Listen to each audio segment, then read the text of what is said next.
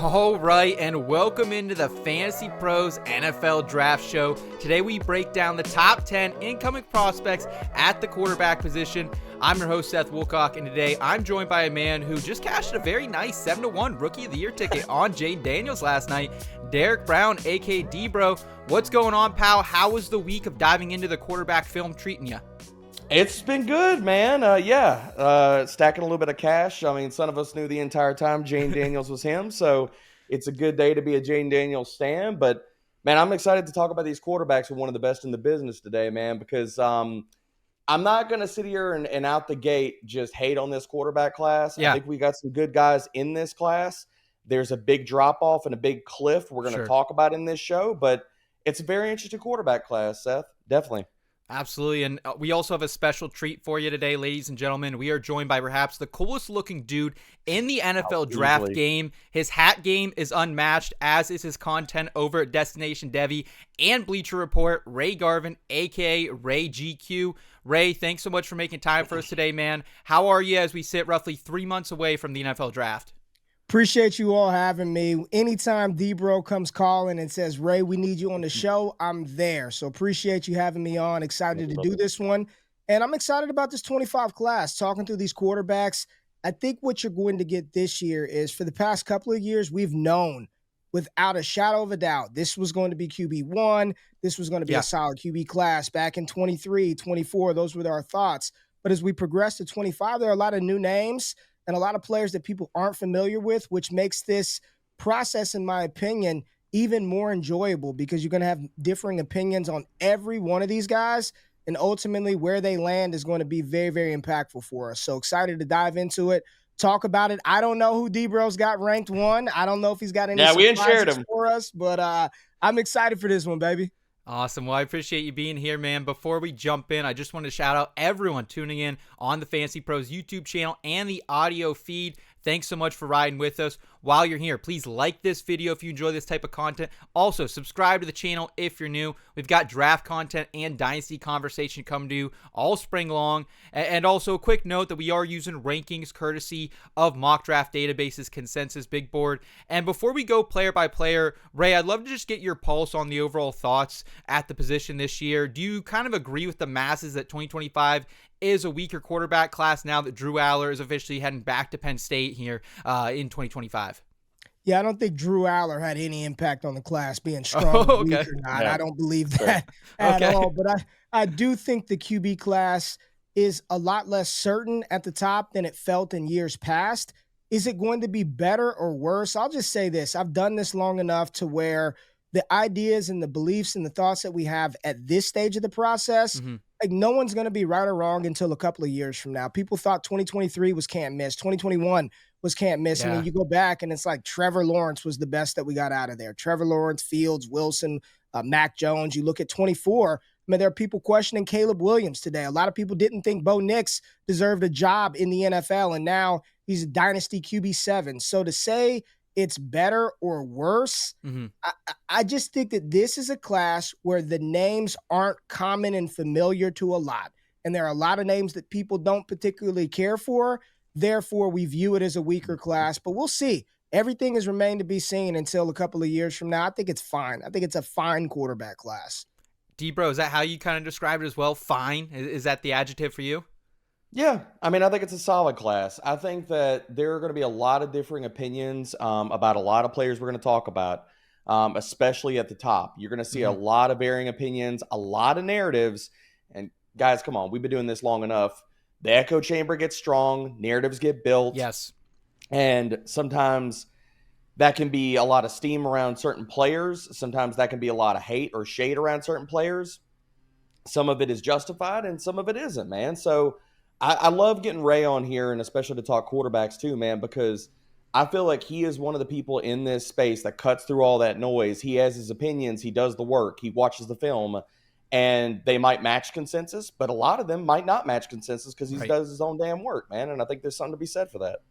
All right, well, let's go ahead. Let's jump in. First up, we've got Miami transfer quarterback Cam Ward, the 6'2", 223-pound quarterback. He definitely has the prototypical size to compete at the next level. And while some late season upsets kind of ended Miami's postseason bid, Ward did bring back the U to national relevancy for the first time really since the early 2000s, led the nation in passing touchdowns, second in passing yards, also can tuck in and run when he needs to, 17 rushing touchdowns across his career, both at Miami and Washington State.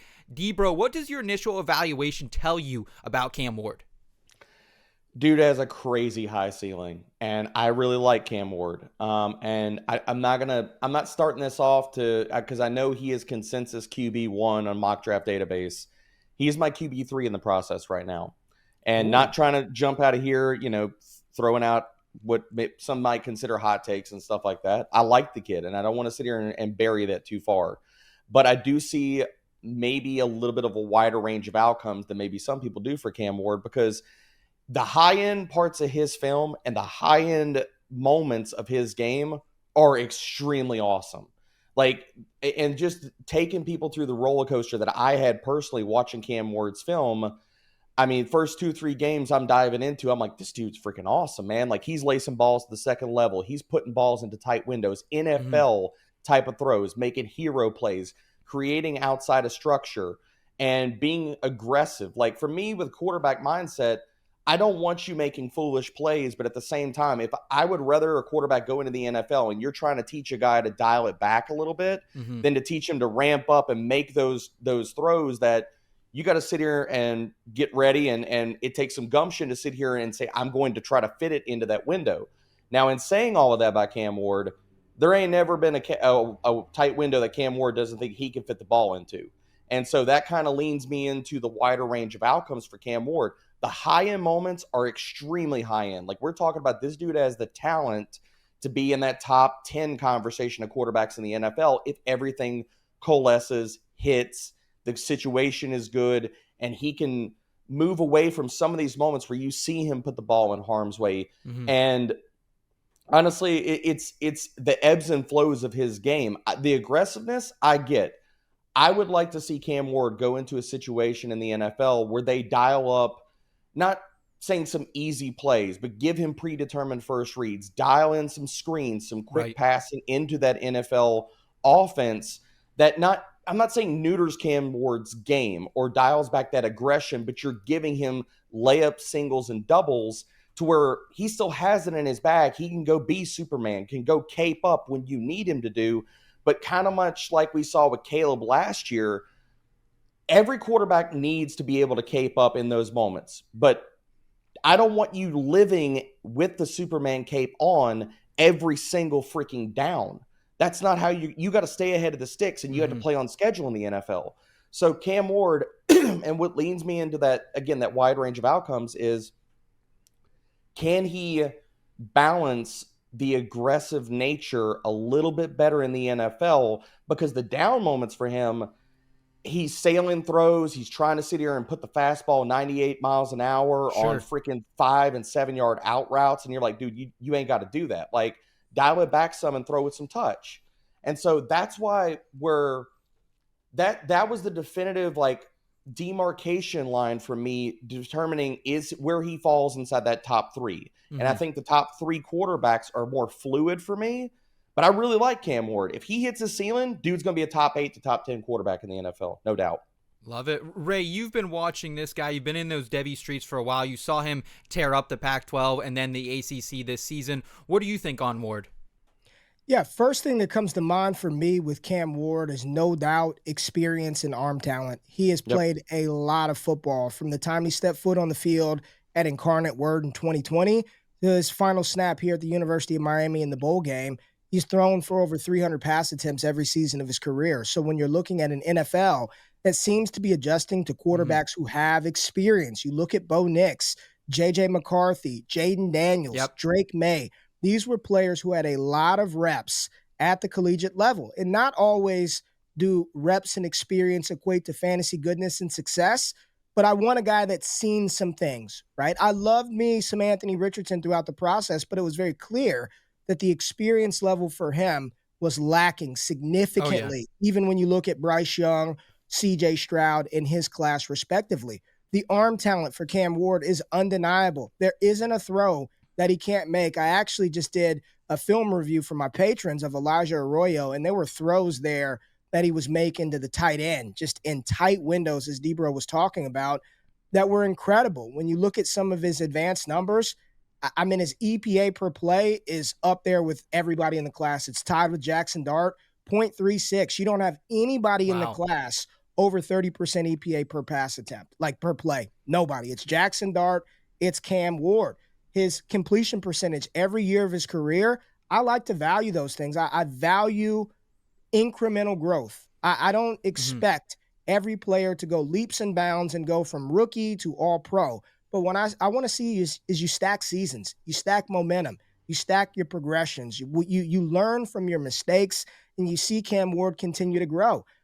I don't have him at QB3, but I agree with Debro that I think the top three guys are very fluid, very interchangeable. He's not my quarterback one either. I have him right now as QB2 in this class, and it's going to be very dependent for me where he lands in relation to Dart and to Shedeur Sanders. But when you just look at some of his physical tools, his makeup, and I'm just going to tell you one of the things that I like, the competitiveness. I love watching him and Shedeur train together, talk to one another, and go at it. Like, I love that competitive fire, his experience, his arm talent. These are reasons why people are very excited about Ward. Yeah, absolutely. I mean, he goes into a situation, a lot of criticism from Mario Cristobal and everything that he's done wrong in his tenure down there at Miami and before that, and really, proved himself, I feel like, in the ACC on the national stage as well. So Cam Ward, he is the quarterback one from a consensus standpoint, maybe not for Debro and Ray personally, though. Next up, we have perhaps the most high-profile quarterback prospect in this year's class, Colorado's Shedeur Sanders. Being primetime son, this kid has gotten the best out of everyone his entire life and continues to rise to the occasion. He led the country in completion percentage this year, 74.2% clip. Also was third in passing yards, second in passing touchdowns with over 35. And despite not being really a great athlete by any means, I feel like he can use his legs a little bit more than what we did see in college, but the development of the arm has been there from Jackson State to the Pac-12, now the Big 12. I think that was incredibly impressive. Ray, what more can you tell us about Shedeur Sanders, who was looking incredibly cool at the NFL Honors last night? Yeah, Shedeur is cool. He is calm. He's collective, and he's seen it all. This is a guy that, if you don't recall, people who don't remember and think that he just was a Jackson State quarterback, he was a four-star recruit that decided to go to Jackson State. So this was a highly touted recruit who has shown an ability from the time he stepped on the field to be accurate with the football. Yes. And the leadership. There's nothing this young man has not faced from adversity standpoint that he'll see at the next level. He's faced it, he's seen it all, and he continues to navigate through very challenging things that we've seen a lot of other players his age and his experience crumble from. He's got the mental makeup to survive at the next level. But we're talking about the physical tools and the talent, his arm talent. I think it's fine enough. His EPA per play this year, 0.19, which is below Cam Ward and Jaxson Dart. But here's where he really shines. Colorado, folks, this was a team where 2 years ago, people said Deion shouldn't even take the job. Right. They were one of the bottom three teams in the country. One of the bottom three teams in the country. And what this young man was able to do with this team over the course of 2 years, it's incredible. His completion percentage over expected, much higher than that of Cam Ward. 10.4 for Shedeur Sanders, completion percentage over expected. Cam Ward, 5.4. Jaxson Dart, 6.6. And don't even get me started on Jalen Milroe, 0.5. You're talking about a player, despite his adverse circumstances, was still completing more passes than advanced metrics even thought he should. One of my concerns with Sanders, the biggest concern that I have with him, is leaving the pocket. 24.2% is the amount of time he left the pocket. Compare that to Cam Ward, 17.8%, and Jaxson Dart, only 8.5%. I'll just say this. That Colorado offensive line, I don't care how you slice it.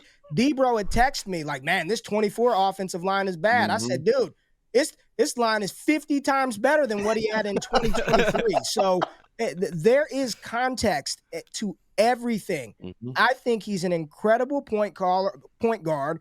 I think in the right offense, he can be that point guard for an NFL offense. Do I believe he's a truck, a guy that's going to be able to come in and change everything overnight, lead a team by himself? No, but there are very few of those guys in the NFL. I think Shedeur is outstanding. He is my quarterback one in this class. D-Bro, where do you have him in your current rankings, and what more can you add on him? I'm with Ray. We're riding together, baby. He's my QB1. Squad ride. He's my clear QB1. I want to be very, very specific about that because I want to start this conversation and adding to what Ray already put out there that I agree. And I think the context of the Colorado offensive line really plays into how we need to digest Sanders' numbers. And Ray brought up the out-of-pocket percentage. Dude, I'm just going to lay some more numbers here for people. Colorado's offensive line in 2024 was 51st in pass blocking grade. Now, you look at Sanders, and a lot of people in the process are going to talk about he's got a high time to throw. It's 23rd highest amongst all FBS quarterbacks last year with at least 150 dropbacks. I don't care about that because if you watch his film, you can give easy context to this because the amount of quick pressure and free rushers this dude faced on a routine basis was ridiculous, dude. Like, you want to talk about having to play Superman on a freaking down-to-down basis because your offensive line is garbage. That is Shedeur Sanders, dude. Like, he was having to do all of this on his own, and I don't think, like, time to throw needs to be how we contextualize Shedeur Sanders' game. I think a better way, if you want to look at one metric, is to look at the fact that in 3 of his last 4 collegiate seasons, his pressure to sack ratio, despite the bad offensive lines that he played at for most of his collegiate career, he had a 20.2 or lower pressure to sack ratio. And I think that tells the tale about Shedeur Sanders as well as the film regarding some of these numbers. And his accuracy, his superpowers are his mental IQ for the game. You're not going to throw a lot at Shedeur that he hasn't already seen in freaking college. This dude, he showed that second level of ability because it's not just the offensive line. Outside of Travis Hunter, his wide receivers at Colorado weren't just freaking awesome either. We're not talking about a quarterback that was working with a wide receiver core a la Jane Daniels and all these LSU dudes or some other guys like Ohio State, other players that we're talking about. Hell, even Cam Ward and what he had to throw the ball to in Miami. So looking at what Shedeur had at his disposal, look at what he was able to do on a down-to-down basis, and looking at what his superpowers are, which is accuracy and ball placement, and that plays up in the NFL 9 times out of 10. It does. It really does. Like, for me, there are certain things that you cannot teach a quarterback. Maybe they can learn, maybe they can grow, but you're telling me, and one of those things is ball placement. Like, can you get better? Sure. A lot of guys can get better. Can you go from being okay accurate to I'm throwing to locations? Fine. A lot of guys can do that. It is rare when you see a quarterback, because that's muscle memory, man. That comes back to how you've been playing the game since a young kid. Your mechanics, your release point, muscle memory, all these things. So his ball placement is freaking awesome. He has the arm strength to make every freaking throw that an NFL team needs. I'm not worried about any of that noise. And as far as his athleticism, he has plenty of it. I'm not expecting him to be a hypermobile quarterback. What I want Shedeur Sanders is to do the same damn thing that you did in college, was show me some of the best footwork and the quickest release, maybe in all of college, and your escapability in the pocket, which shows me that you have athleticism and enough of it to survive and as well as succeed in the freaking NFL, is his footwork, his escapability in the pocket, because he buys time like he's already in the NFL game. And I think that we could see a second level to his game, not only because of the growth as a player, but talking about when you drop Shedeur Sanders into a better environment.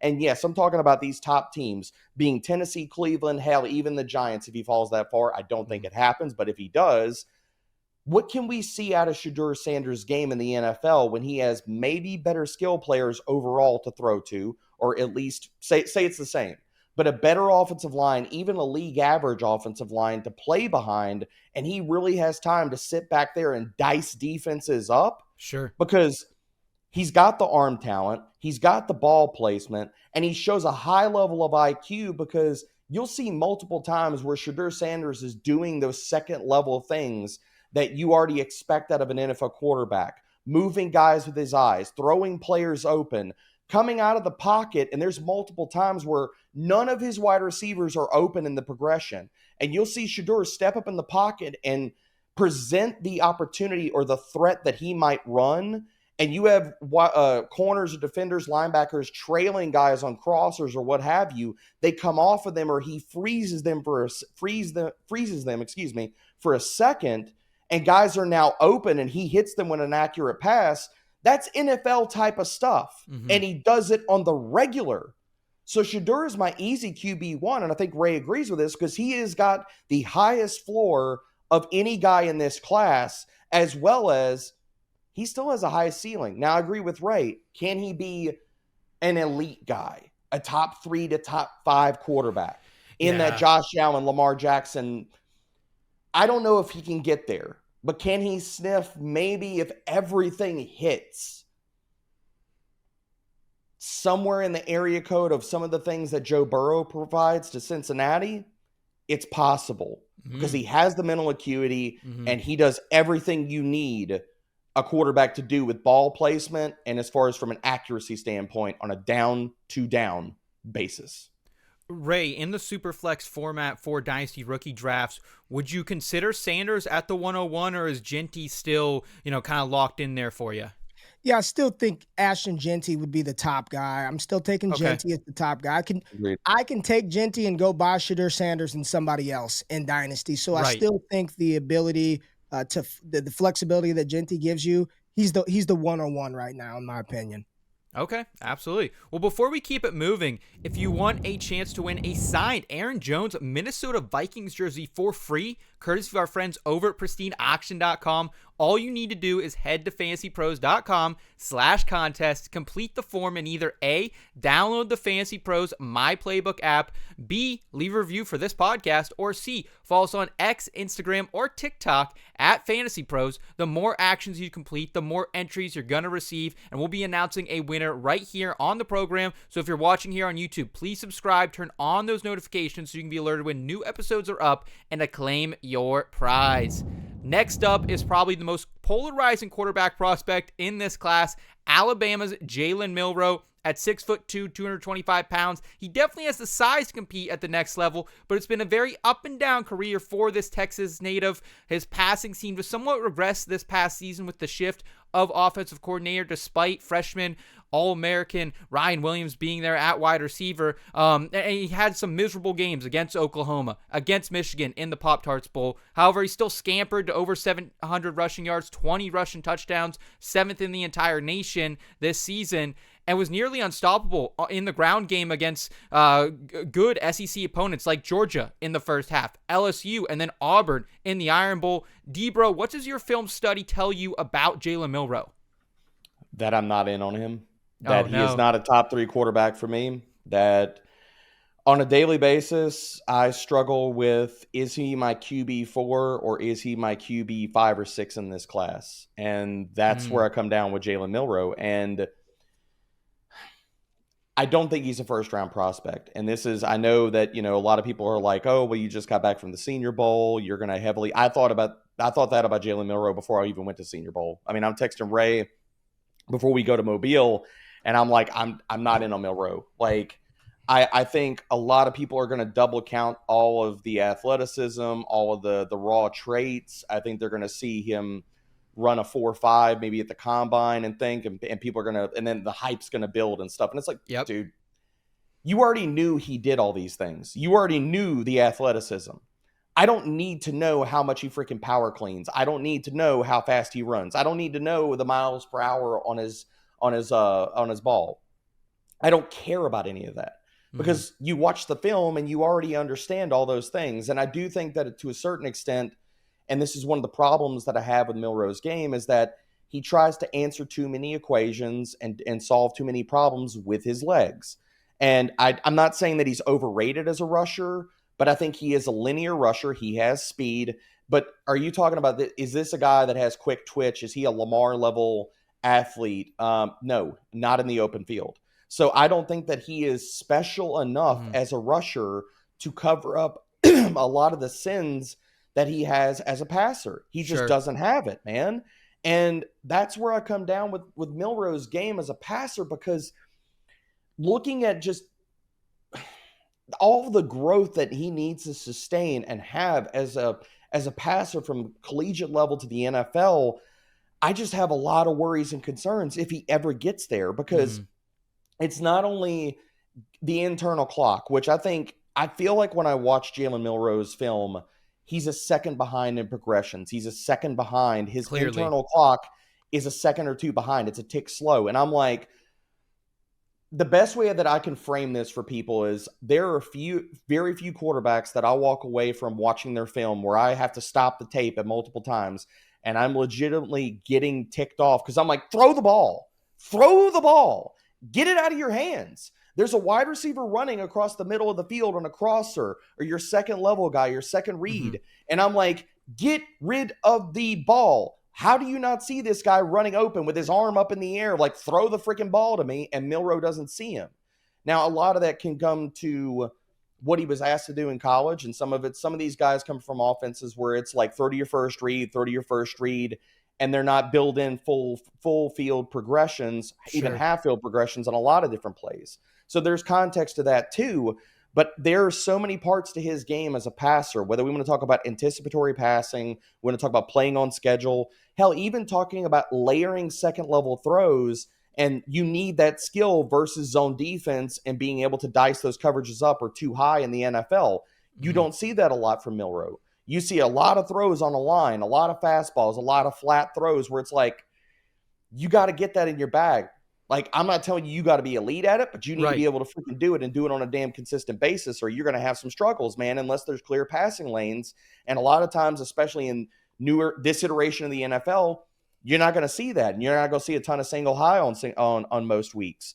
So I just don't look at where he is as a passer and as a processor and the other parts of higher nuance to his game as a thrower that I worry that is he going to get there in the NFL when the game speeds up, when things get more complicated. And I don't think that he's special enough as a rusher to answer all of the equations that the NFL and NFL defenses are going to pose for him.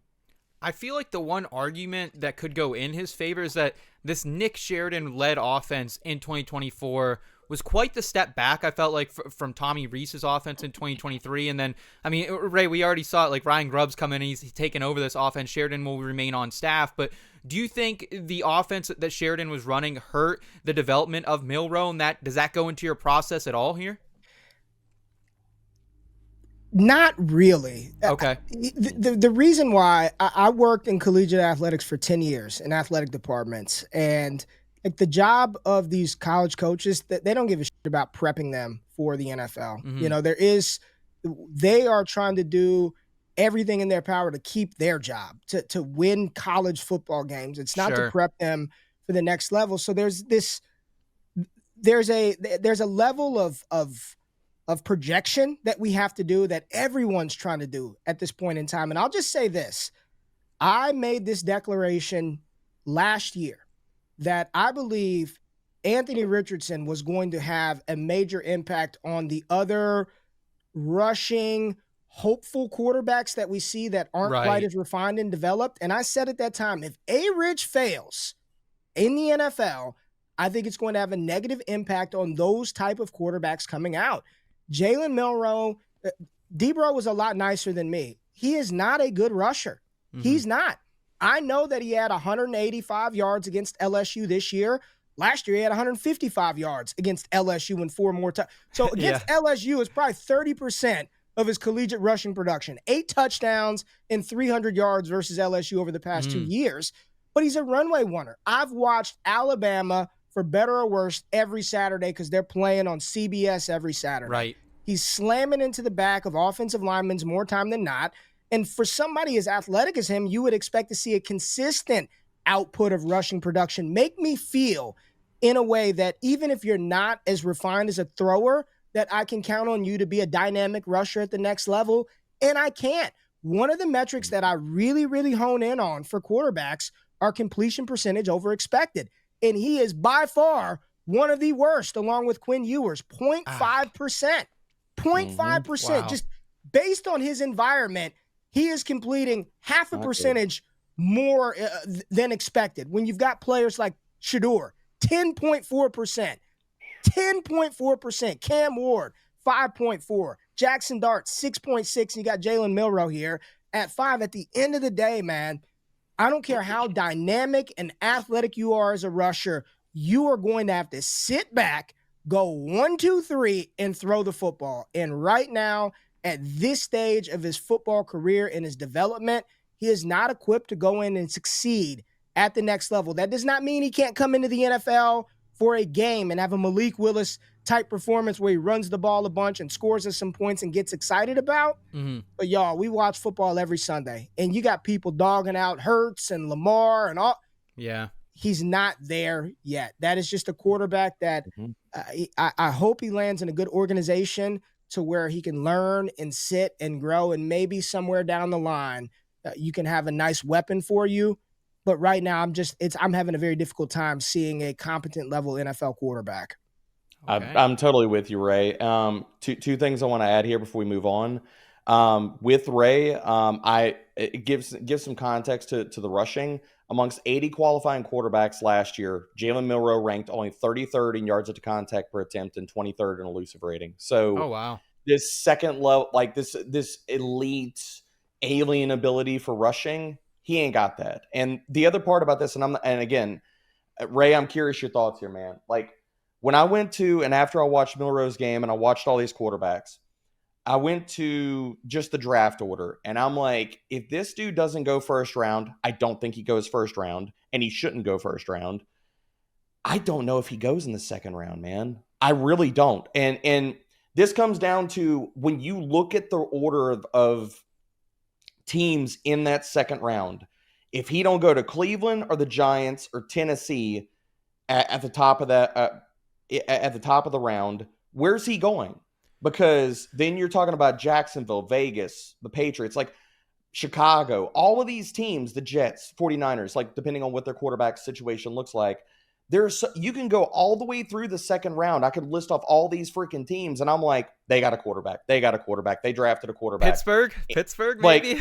Like, I mean, maybe, but yeah. If you're Mike Tomlin and do you want to sit here and take on a project and stuff like that? I don't see Mike Tomlin doing that. But if he doesn't go to Pittsburgh, where does he fall? But I mean, legitimately, like, and I'm not trying to spit hot takes here, but like, Ray, if he doesn't go at the top end of the second round, do you see a scenario just like, and I don't want to put you too much on the spot here, man, like having to pull up like all these teams in the second round, could he fall to the third? Because I think he could have a Malik Willis type of fall in the NFL draft, and people are left wondering, whoa, what happened? Bro, that feels like the spot, man. Round 3, isn't that where Desmond Ridder, Malik Willis, Matt Corral, they were all in that range? Did Kellen Mond go in that, or is he a 4th round pick? Am I crazy? Who was it? Who'd you say? Kellen Mond. Wasn't he a 3rd round? Mond was a 3rd round pick. So that draft, same kind of guy. Kyle Trask went at the back of the 2nd to the Bucs, and Kellen Mond was at the top of the 3rd, I believe, right there with Davis Mills. He's a day 3 pick, okay? Because if he lands in the right spot and you can run around and game manage, maybe some years down the line, D-Bro, you've got something. But this is a late day 2 pick, and I'm just going to say it. I've done it. Our boy Thor, my boy Keith Sanchez from Draft Network, we got to stop Milroe in the first. We got to stop doing it. No more top 10 Milroe. He had an opportunity to get people excited in Mobile, and he was forgettable. He was forgettable outside of the fact that you knew an Alabama quarterback was in Mobile. All right, at the quarterback 4 in the consensus rankings is Ole Miss's Jaxson Dart. This was another Heisman hopeful coming into the season, ultimately fell short of the college football postseason. Still, Dart's efficiency off the chart this past season, led the SEC in passing completion percentage, also led the conference in passing yards, 29 touchdowns, just 6 interceptions thrown to Trey Harris and company. He can also run the ball a little bit, went for nearly 1,500 yards on the ground for the Rebs after transferring from USC.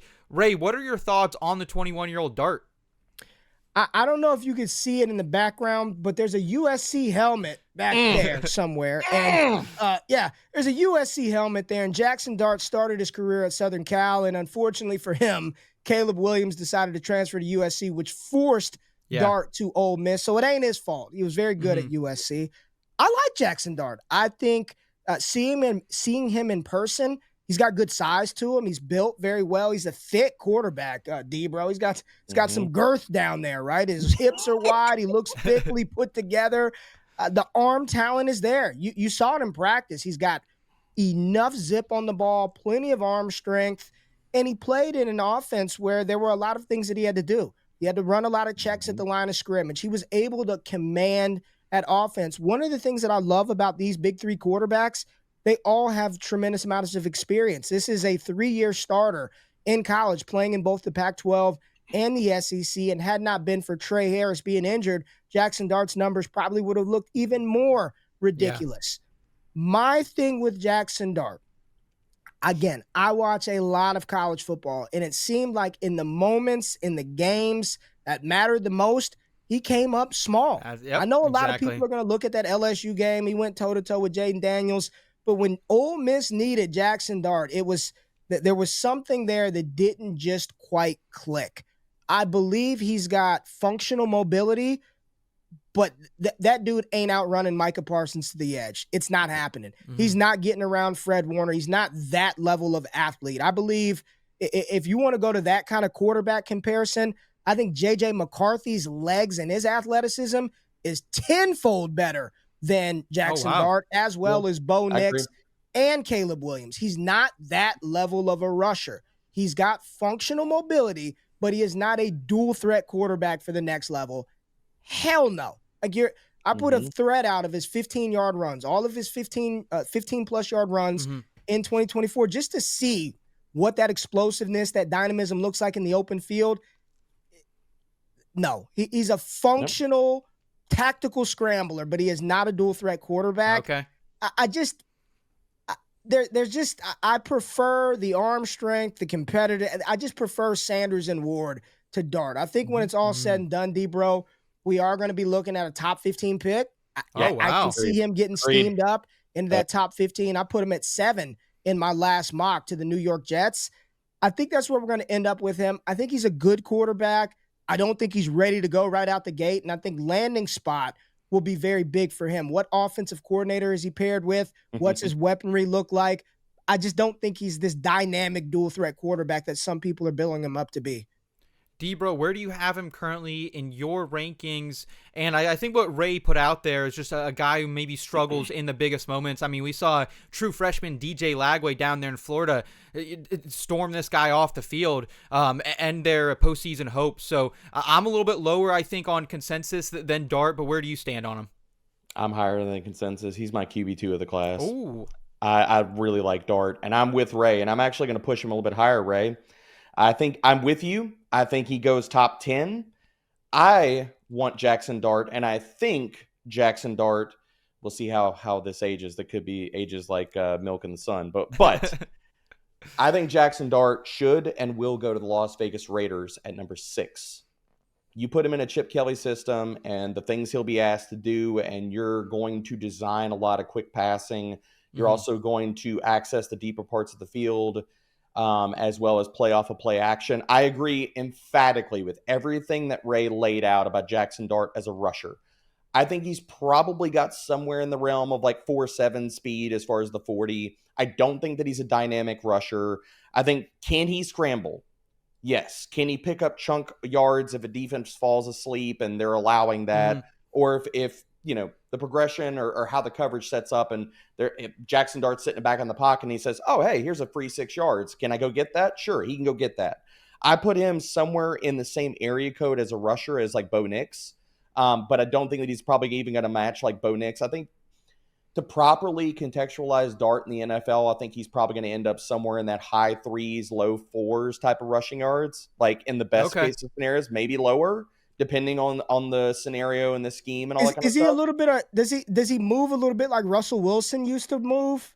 A little bit. I'd say, Ray, in that Knicks or maybe like a Justin Herbert, maybe a little bit less than Herbert as far as like an athleticism. I don't think he's as athletic as Herbert. You made a face. Or do you think Herbert's more athletic? I don't think he's Knicks. Knicks can move, man. Yeah. Knicks can boogie. Say what you want about him playing court. He can move, and that's what he was from Auburn all the way through Oregon. I think he's fine, dude. I I think 300-400 yards is fair, but that's high end for me. High. Because that's Josh Allen's in that 400 or 500 range. Yeah, and I think that in most situations you're not going to see Dart. Like, I don't think Dart is a guy where a coordinator is going to be scheming up QB runs as an integral part of the offense, or even a major part of the offense. I think that it's going to come down to, if there is opportunistic parts of the game where he can scramble, I think he can do that. I don't think that they're going to, like, not just saying RPO, because RPO is going to be part of whatever offense he goes to, or it should be part of it, and that's why I love the fit with Chip Kelly. But looking at Dart, dude, like, as a passer, I really like this kid. I think he has enough NFL. I think he has an NFL arm. I think he has the arm strength to make every throw that you need in the bag. He has all the clubs that you need. I think that he goes through progressions well. He utilizes the middle of the field. He gives guys a chance to win. Like, that's one of the things about quarterbacks too, going from college to the NFL. Being NFL open and being college open are two totally different conversations to have. Jaxson Dart has no problem fitting balls to second receivers in the progression into tight windows, as well as, we ain't even talked about his best skill. I think his deep ball is easily his best skill, and the ball placement on those deep balls. And I did not list this as my comp, and I'm not evoking his name because I was extremely high on him last process. We saw him go out and crush. I am not going to evoke his name in the same sentence, because I don't want people to run away with that, clip something up, or look at this and get the wrong impression of where I am on Jaxson Dart. There were times where I watched Dart's film and I did come away with, there were similarities to his skills and his strengths and as a passer to Jayden Daniels. I'm not telling you that he is on the same exact plane or level as Jayden Daniels, but the ability for touch, feel, ball placement, and especially the deep ball prowess, there are a lot of parallels that you can draw between these two quarterbacks. That will not be my comp. I'm not saying that he is Jayden Daniels or in that same stratosphere about the ceiling that I see for Jaxson Dart in the NFL. But are there similarities to how he wins, where he wins, and the high points of his game? Yes. I really like Jaxson Dart. He will go top 10 in the NFL draft, and I'm here for it. As soon as they open betting lines, I'm telling people right now, smash the freaking under, because it's going to open in the 20s. Even with steam catching, it's going to open in the 20s. I think it opens in the 30s. If you are watching this show and you hear the sound of my voice, you need to be pulling up your preferred sports book and betting that immediately. Bet the under. He's going high. I agree. D-Bro, can I just add a couple of absolutely layers of context? Yep. Explosive play percentage between Dart, Ward, and Sanders, which is the percent of plays resulting in 30-plus yards. Sanders, 8.1%. Ward, 7.1%. Jaxson Dart, 11.1% of his passes going 30-plus yards down the field. 0.36 EPA per play, which was tied with Cam Ward, but EPA per pass, almost 40.40, which is higher than Ward, and doubling up Shedeur Sanders. Completion percentage is strong. Chunk play, a percent of pass plays over 15 yards, 27%, which is right behind Cam Ward's 28, and significantly higher than Shedeur Sanders' 20. He can sling the ball. He's got a gunslinger mentality. You saw it in Mobile. I agree with D-Bro. I think he's a top 10 pick. Go ahead and get ahead of it. It's going to happen. And as crazy as that Jayden Daniels take may sound, I've got receipts of people who at this time last year didn't even know if Daniels would be a top 15 pick. They were still mocking him in the 20s, in the 25s.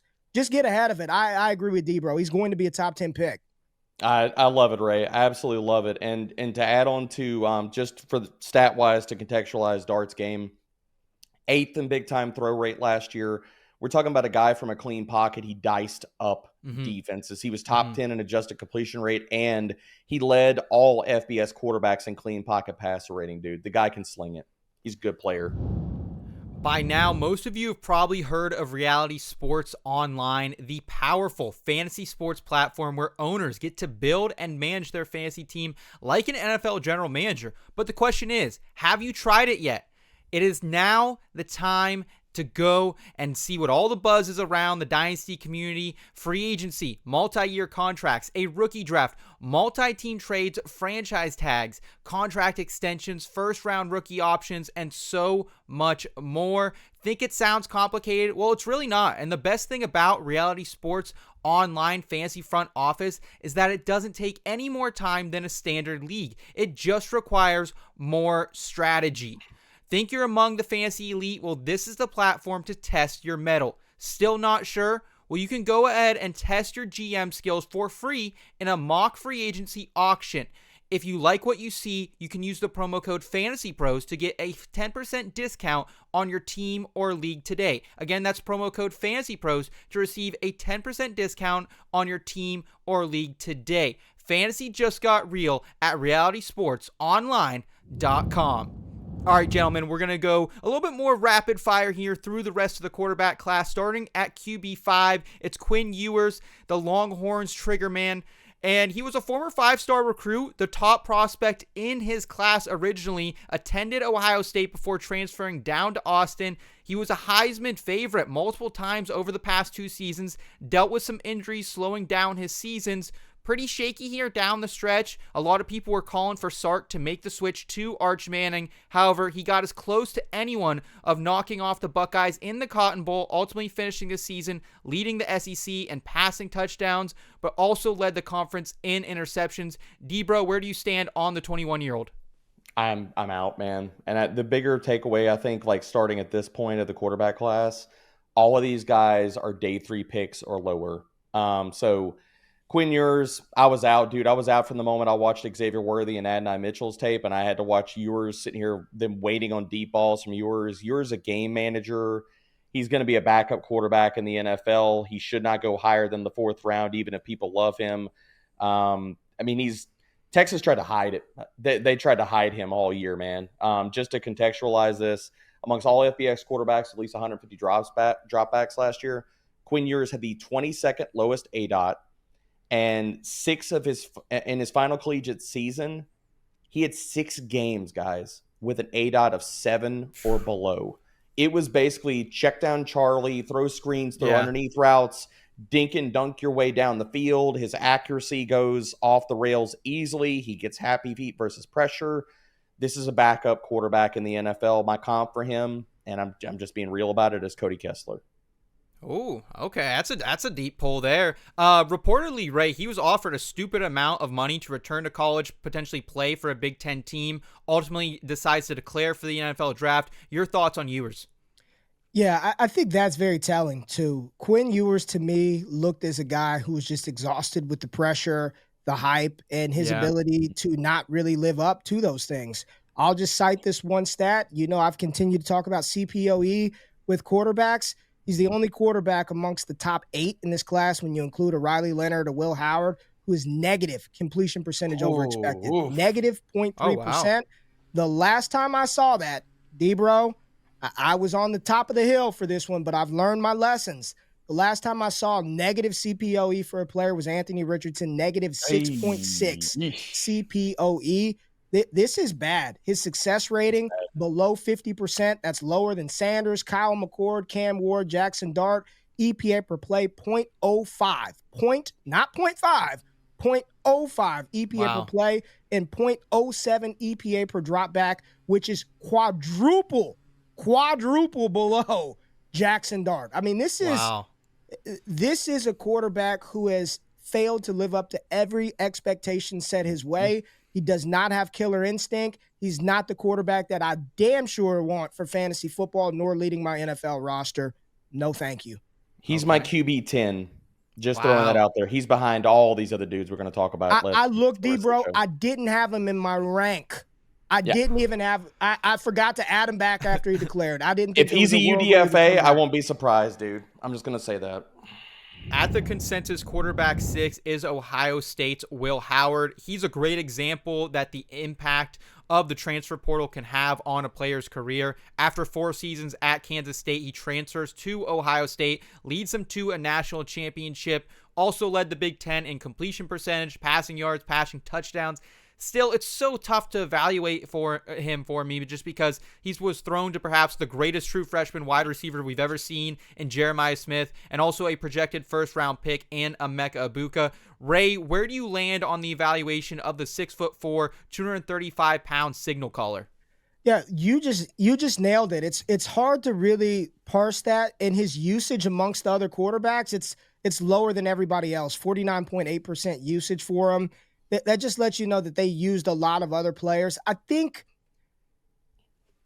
he's probably the one that if I were going to take like this upside swing, swing in fantasy, he's probably the one that I would take. He's got the size. The arm is there. I don't think he consistently puts the ball where it needs to be. I don't feel like he's got that killer instinct, but he can run. He can throw the ball. If you're going to take a swing at a QB, it's not Quinn Ewers for me. Okay. I'd much rather take Will Howard even over a Jalen Milroe, but I'm not a big fan of his game.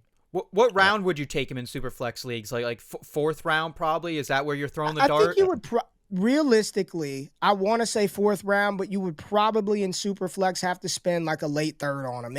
If I'm there at the late third, I'm like, and I don't have a fourth, I'll just take Will Howard. Let me take a shot on the quarterback. Okay. Know your league is what I'll say. Okay. Debro, where do you stand on Will Howard? He's my QB5 right now in the process. I got him right above Jalen Milroe. I think that he can step in, and can you get league average quarterback play out of him in the right system? It's possible. I think there's a lot of questions about his game for me. I think his arm strength gets a little bit overvalued because when you see him go deep, he's got to put a lot of torque on it. His deep ball is kind of lofty. It has a high arc to it.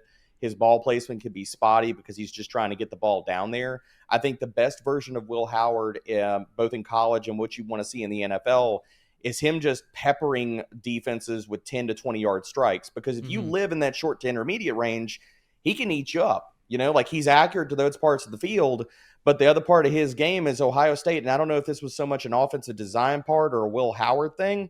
That dude was locked onto his first read. Like we're talking about putting a blindfold on and forcing it to his first read, even if they were double covered. Where you're just like, bro, like, did you see the wide receiver before you threw the ball? Because you shouldn't have thrown the ball to him.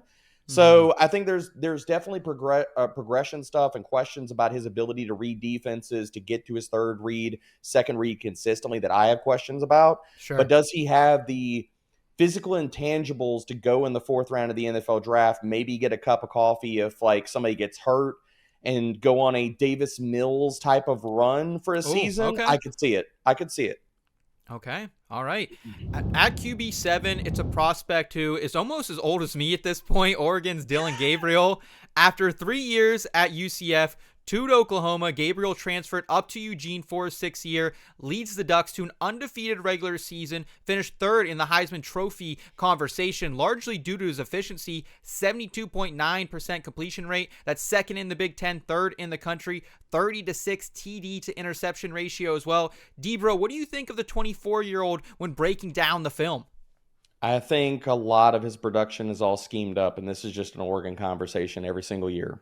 Yeah, same thing. Schemed up production, and just to contextualize that, I mean, Dillon Gabriel, final season, 6th in screen attempts, 4th in screen passing yards. 66% of Dillon Gabriel's passes were within 9 yards of the line of scrimmage. So a lot of this is more scheme than it is just ability to play to the quarterback position for Dillon Gabriel. He's very accurate in the short and intermediate parts of the field. Can he play point guard in the NFL and be a guy that you're not rushing out as your starter? He's a backup in the NFL, but could he be a guy that keeps the boat from going under and keep it from being the Titanic if you were to press him into starting for a very short window? It's possible depending on the scheme, but Gabriel, even if we want to get past the size concerns, and I don't know, Ray, I think look, he interviewed really well. I like the kid, but he was extremely tiny. I was looking at Bryce Young out there on the field in Mobile on the practice field. So the size definitely shows up, and it shows up in his game, man. Ray, how do you feel about both the size and the scheme concerns that Debro has? A lot of manufactured production here for Gabriel, but Bo Nix had similar manufactured production as well coming out last year. Yeah, he's tiny, man. He's short. You know, I'm not the tallest guy. D-bro, we're not the tallest. We're not tall either. Short kings, baby. We're eye to eye with Dillon Gabriel. We're eye to eye with Dillon Gabriel. And that's not good. It was very obvious in the practices when he had a clean pocket and a window and he could see it. Mm-hmm. I thought he was outstanding. But more times than not, he couldn't see, and he's just throwing the ball. It reminded me of a couple of years ago what Jaron Hall looked like in practice, and it was very evident. That's a good call. It was very evident that he was going to have difficulties manipulating and navigating the visuals of a pocket. I still think, D-bro, that in the right system as a backup quarterback, Miami, somewhere where you've got to have him step in and learn an offense. Washington. He could run that Kingsbury system. I don't think he could carry a team for weeks, but if you needed him because a tweaked ankle for a game or two, he might be able to. He can't be any worse than some of these other backups we've seen. So I think he's a backup quarterback. Yeah. He's a late day 3 pick, but he's somebody that I would want from an NFL standpoint. I would want my team to draft that guy to have him in the locker room. Yep, okay. I agree with that. But I mean, just change him out for one former Oregon Duck for another. Just bring him to Washington. Before we get to the rest of the prospects, just a quick reminder for everyone to please join our Fantasy Pros Discord community. You can actually chat with other fans and get access to exclusive AMAs that wind up on our podcast feed. So come get your questions answered and be on the show at fantasypros.com/chat. At QB8, it's Notre Dame's Riley Leonard. He spent the first 3 seasons at Duke, 2 under Mike Elko, before linking up with Marcus Freeman in South Bend, Indiana. He's by no means your prototypical NFL quarterback. He's never passed for over 3,000 yards. He's only had 21 touchdowns passing-wise as a max for his career, 63.7 completion rate as well. However, he could run with the best of them, put his team on the back, especially during that first drive of the national championship game, rushed for over 900 yards, found pay dirt 17 times on the ground this past season. Ray, how do you evaluate the former 3-star recruit following a season where he did lead the Irish all the way to the Natty? And I love Riley Leonard, man. Riley Leonard's a fun player. Yeah. He's a physical dude. He's somebody I want my team to draft. And the spot, I'll just say this. Here's where I think he would thrive as a backup quarterback. I want him in Denver. I want him with Sean Payton backing up Bo Nix. Mm-hmm. He will never be a threat to Bo Nix's job. But in the event there's a tweaked ankle, I can 1,000% see in Sean Payton say, all right, Riley, you got 2 weeks. You're about to carry the ball 16 times a game, and you're going to throw it very short and very fast. I think he would be an ideal backup quarterback in Denver. Do I think there's any sort of fantasy, dynasty, sleeper-ish ability dripping inside of that kid? No, I don't. I don't believe he's going to be a viable fantasy option. I think as a backup quarterback, and he can get in there and Malik Willis that thing for a week like Malik did for Green Bay this year. I think he's capable of that, but I don't see any sort of fantasy upside at all. D-Bro, do you think he's someone that team could use him in a similar way, like how the Steelers were using Justin Fields at the end of the season where, hey, it's 3rd and 2, it's 4th and 2, we just need to put you in, we need you to go get it. Could he be used like that potentially? It's possible. I don't like when coordinators do that kind of mess. Like, just use your dudes, use your running back, use your quarterback and stuff like that. To me, that's getting too cute in the NFL. I agree with everything that Ray said. I love the Taysom Hill corollary that he's quietly building there. And dude, with Riley Leonard, he's just not an NFL passer, man. And I don't think his legs are good enough to carry him. Very similar conversation. Like, I think that you're looking at, like, basically the dollar store version of what Jalen Milroe provides for an NFL team. The accuracy is not there. I mean, dude, I'll just contextualize it this way with the way that I laid out my comp. Riley Leonard is Josh Allen if he had the arm of Blake Bortles and the decision-making of Daniel Jones. It ain't there, dude. Maybe he carves out a role in the NFL as like a Swiss Army knife guy, a Taysom Hill type of role or something like that. Yeah. Maybe, but I don't think it's happening at quarterback, dude, unfortunately, because I think he's a good kid. I like everything about him as a person, how he interviews. He was nice to talk to in Mobile. Good guy. But as far as being an NFL level passer, and that really is what we need to talk about because the legs ain't good enough to carry him further than that. Hey, Denver, that's Sean Payton. He's Taysom Hill guy, right? So maybe there's a little potential there. At QB9, it's one of my favorite prospects in this year's class, Syracuse's Kyle McCord. After 3 seasons in Columbus, 1 as a starter, he transfers to upstate New York, where him and Fran Brown lead the Orange to a 10-3 season in the ACC. He also led the country in completions, attempts, and passing yards, plus also finished 5th in the nation with 34 passing touchdowns. However, he can be a bit reckless with the ball. He finished 5th in the country in interceptions with 12, including 5 against Pitt down by the river in October. D-Bro, what do you think about the highs and the lows of this Philadelphia native? I think he's a backup level quarterback. I think we're talking about a similar, maybe like the better version of Quinn Ewers, in the sense of I think that he's a check down and underneath guy, a lot of screens, a lot of underneath production. I think McCord can get himself into a lot of trouble. And the biggest thing for me is, dude, when he gets pressured, he falls apart. Like, and his feet are so heavy. Like, he's not a guy, like, if you need a good offensive line around Kyle McCord, because if you don't have that, he's going to fold. He's going to wilt. It's just going to happen because he doesn't have the footwork and the escapability to do much outside of structure, if anything, and to buy himself time. So really, you're talking about this is legitimately the point guard, backup quarterback that a lot of things have to go right. You're going to run the ever-living piss out of the ball if he gets in the game. So, Seth, I hate to rag on your boy here. It's okay. But I'm not in on McCord. Ray, are you any more excited about McCord than our guy D-Bro? Yeah, I'm a little more okay, excited, all right, but it ain't that much. It's not that much. I think marginally.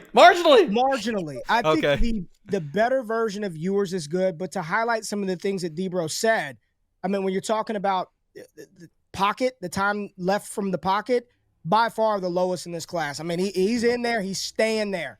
His QB scramble percentage, It's lower than Ward, it's lower than Sanders. I mean, he's in the pocket. Yep. Set hut. He's not going anywhere. One of the things that I do like is CPOE is above 6, which is higher than that of Cam Ward. If he's got time, I think Kyle McCord can make the throws. His explosive play and chunk percentage is a lot lower, which again highlights to D-Bro's point, probably not pushing the ball downfield, creating those explosives.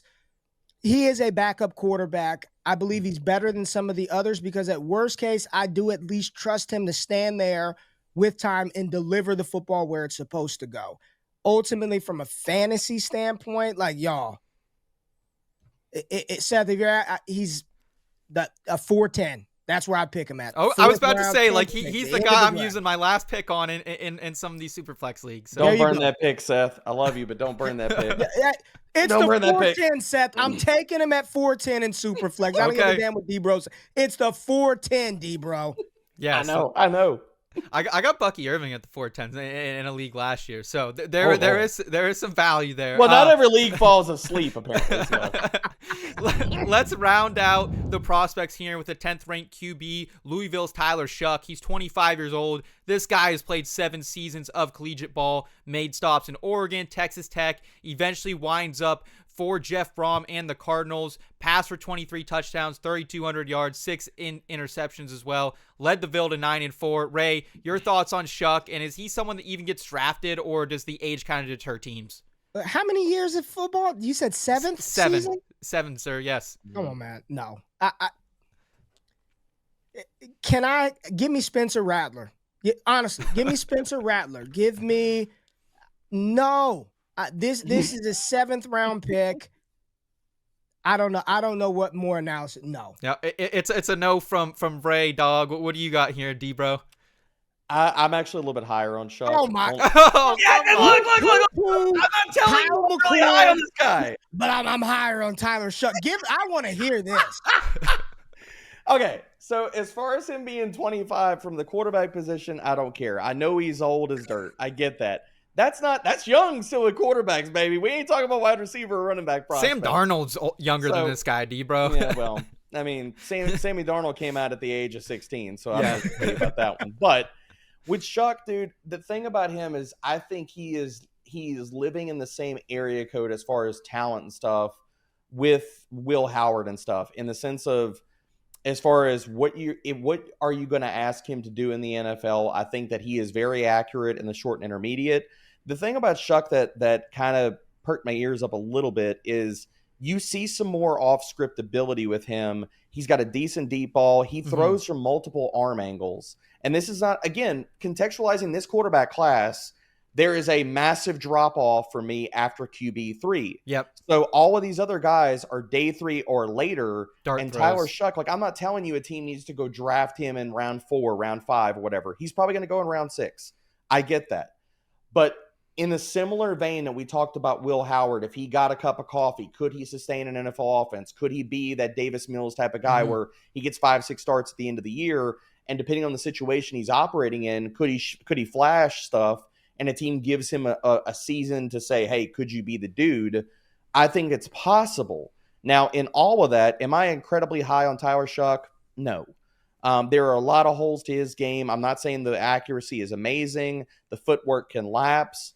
But some of his off-script ability and I think some of the arm talent stuff I do like. But in the context of this quarterback class, like we're talking about last year's quarterback class and stuff like that. Like I'm not telling you this guy is going before round 4, round 5 of the NFL draft. So just, again, putting the right frame about this, I like the kid, but to a point. Okay. 1.8% CPOE. He's down there in Milroe territory. He's getting close to Jalen Milroe. It's not good, man. It ain't good. Well, that's going to do it for us today on the Fantasy Pros NFL Draft Show. Thank you so much for watching. Ray, thank you for bringing your talents on display for us. How can we best support you as we move through the process here in 2025? Appreciate y'all having me on. Hopefully we can do it again. I love chopping it up. D-Bro, you know I love you, Seth. This is our first time getting engaged together, so hopefully we get to do it again. But you can follow me on X at RayGQ, on YouTube at RayGQNFL. And then if you want fantasy football content from me and my team, NFL Draft Rookie related, go to DDFFB on YouTube. Awesome. Well, great crew you got over there. Love supporting them. We'll be back soon with an NFL Combine preview episode. Until then, please like this video if you enjoy it. Subscribe to the Fantasy Pros YouTube channel and the podcast feed. For Ray GQ and D-Bro, I'm Seth Woolcock. Take care, y'all.